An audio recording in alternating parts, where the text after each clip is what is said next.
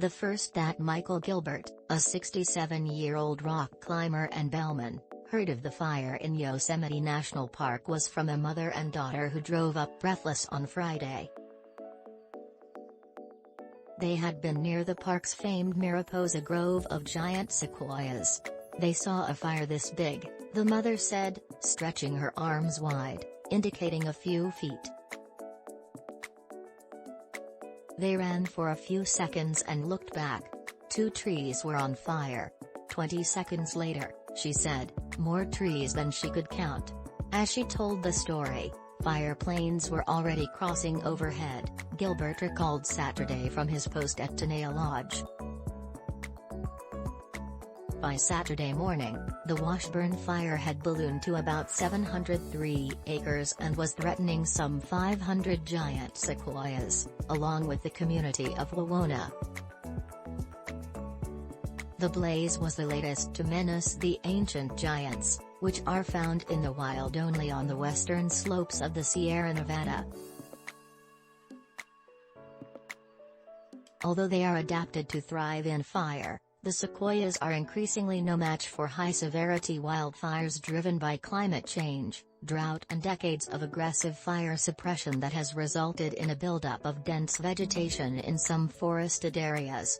Because of that combination,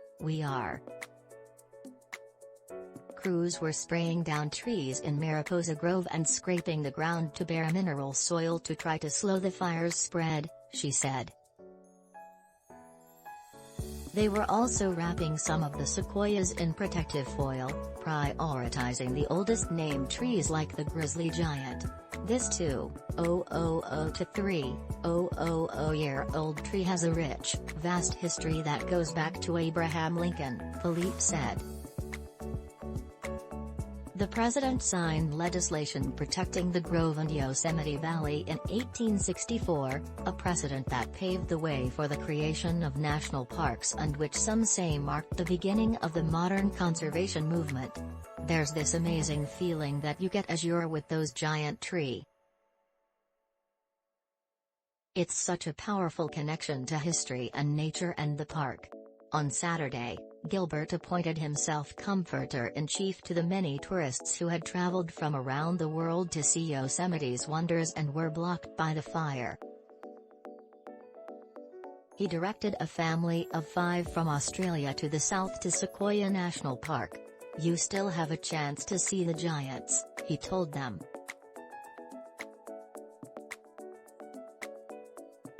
DeAnne Smith, who was visiting from Texas, showed him a photo she took driving out of the park Friday evening.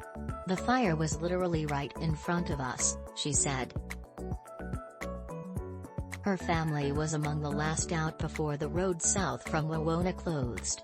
About 1,600 residents and visitors were evacuated, according to Phillipe.